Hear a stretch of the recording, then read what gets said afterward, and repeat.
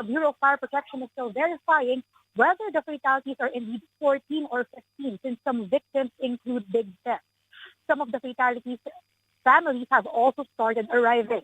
Victims perished in a fire that started past 5 a.m. today.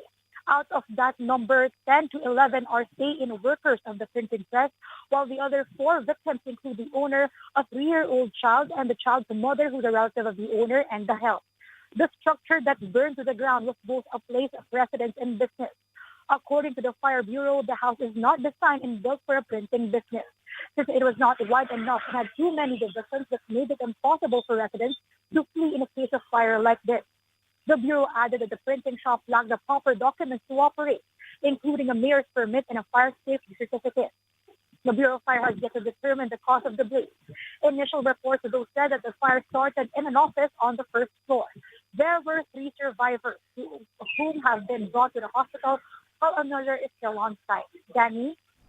It's an unfortunate situation there. Hoping for the best for the survivors. Thank you so much, Shaila Francisco, with the latest on the fire in Tandang Sora, Quezon City, which happened earlier this morning.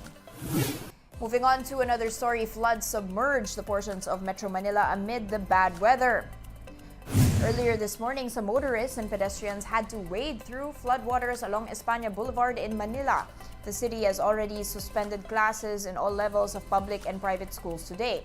Meanwhile, Quezon City was also not spared by the floods. The Tuazon and Mariacara, NS Amoranto, Biak na Bato in Quezon Avenue, G. Araneta Avenue, and E. Rodriguez were all inundated. No classes as well in the city. This as heavy downpour is still expected there due to the effects of the southwest monsoon or the habagat. Meanwhile, the Commission on Elections has extended the filing of certificates of candidacy, that's until September 3rd, for the Barangay and Sangguniang Kabataan elections. That is for Metro Manila, Abra, and Ilocos Norte. The COMELEC suspended the COC filing in these areas today due to heavy rainfall and flooding. Elsewhere, candidates can submit their applications until September 2 before 5 p.m. It's time to take a quick break. One News Now will be back with more stories after that. Stay with us.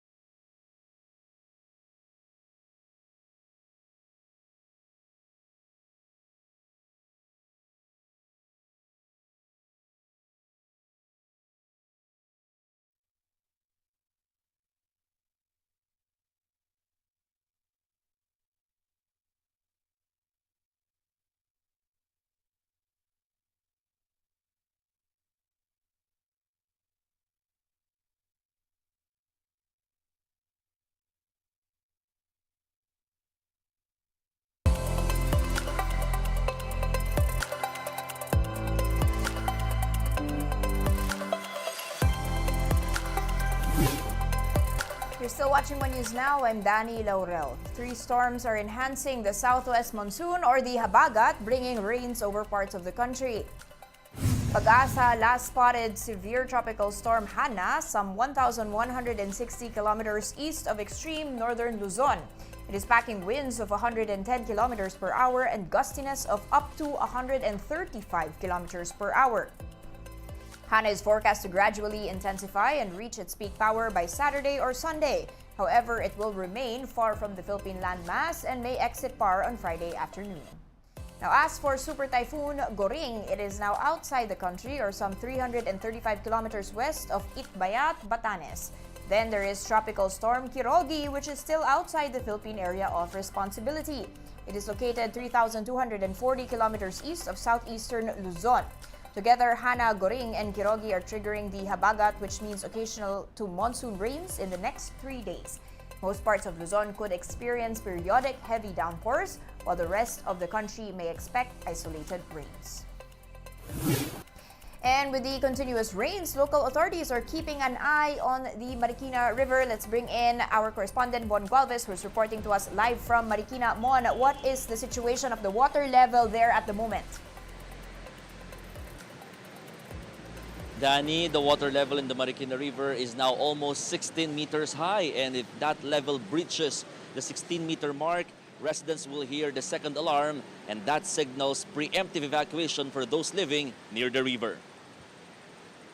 The flow of water here in Marikina River is strong and threatening. It has enveloped some of the vehicles in portions of the river park. Residents say water started going up last night because of the incessant rains. Marikina Rescue 161 is keeping a close watch on the volume of rain falling on the mountains of Rizal Province. Among these are Campana, Boso-Boso, Aris, and Oro, which all flow into the Marikina River. Despite the threat of the swelling waters, some residents here still take the opportunity to fish. Others are taking videos of the river for posting on social media.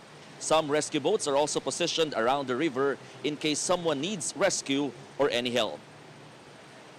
Danny, at the moment, there's still occasional rainfall here in Marikina, and in case of a heavy downpour that does not let up later around the cities or neighboring Rizal towns, chances are that the water level here in Marikina River could swell and cause flooding, in which authorities and residents here, of course, are hoping that it will not happen during this time.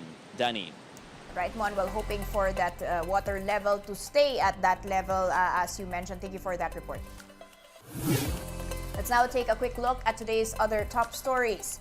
The Justice Department has suspended the implementation of revised guidelines for outbound Filipino travelers. This is on the back of 2 Senate resolutions that found the tweaked overseas travel requirements too burdensome. Recall that the Interagency Council Against Trafficking came out with a seemingly stricter guidelines for overseas trips, including subjecting travelers to longer questioning from immigration and airport officers. The Commission on Elections will hold a special election to replace ousted Negros Oriental 3rd District Representative Arnie Teves. The polls will take place on December 9th with voting hours from 7 a.m. to 3 p.m. Aspirants may file their certificates of candidacy from November 6 to 8 with the official campaign period slated from November 9 to December 7. Now, just this month, Teves was ousted as a congressman for abandonment of public office and disorderly behavior. He also faces a string of criminal charges for the killing of Negros Oriental Governor Roel Degamo and other Negreneses. The Supreme Court has fired the former policeman who recently figured in a road rage incident. The High Tribunal said Willie Gonzalez was a co-terminus employee in the Office of Associate Justice Ricardo Rosario. His employment was immediately terminated upon the discovery of a viral video. In that clip, dated August 8, Gonzalez was seen assaulting a cyclist, even pulling a gun at the victim in Quezon City. Before we go, Signal TV would like to thank the Makatao Awards for honoring our shows and hosts this year. Here's a recap of that event. The Makatao Awards for Media Excellence recognize Signal TV shows and personalities. The Professional Management Association of the Philippines, or PMAP, bestows the honor to members of the mass media who advocate good people management. Ang goal ng award ay mabigyan karangalan ang mga kaibigan natin, mga katrabaho natin sa media upang ipakita sa tao kung gaano kaimportansya ang mga programa na ito at paano ito nakakaapekto sa pamumuhay ng ating mga kapwa Pilipino. The Chiefs bagged the Best TV Public Affairs Program hosts. Last year, Signal's homegrown talk program won Best Public Affairs Show as anchored by News 5 Chief Lucy Cruz Valdez, the Philippine Star's Editor-in-Chief Ami Pamintuan, and seasoned journalists Robbie Alampay and Ed Lingao. I think there's the misconception that talk shows and public affairs shows are about commentaries lang. No, we think not. We'd like to think that it's about asking the right questions and challenging questionable answers. This year, the Best Public Affairs Show went to Gretchen Ho's Woman in Action. Gusto ko lang magpasalamat sa Signal TV kasi naniwala sila sa idea, sa vision ng programa. Pagpapatuloy namin, hopefully, mas lalo pang gumanda yung editorial, yung pagsusulat at saka yung pagkwento para mas marami pa tayong maabot at marami pa tayong maipakilala sa ating audiences. Other Signal hosts were nominated as well. For Best Public Affairs Show hosts, election program Short Take anchors Ed Lingao, Patrick Paes, Manny Mogato, Regina Lay, and Jovi Francisco. And for news presenters, Cheryl Cosim and Jay Taruk. TV5 also won big in the annual Makatawa Awards. Frontline Tonight received this year's award for Best Newscast. Sa huli kasi, Makatawa Awards dahil sa huli, news is about the public. It's not about us in the news. It's about serving the public. Kaya bagay na bagay yung Makatawa Awards. Radio 5 got Radio Station of the Year, and Alagang Kapatid was named Best Radio Program. And the Kapatid Network got the biggest award of the day, TV Station of the Year. The Makatao Awards also brought together media practitioners to celebrate the legacy of one of their own, the late Mike Enriquez. Enriquez was honored with a posthumous award for his contribution to Philippine mass media. One News Now will be back at 3:15 p.m. I'll see you then. I'm Danny Laurel. We are One News.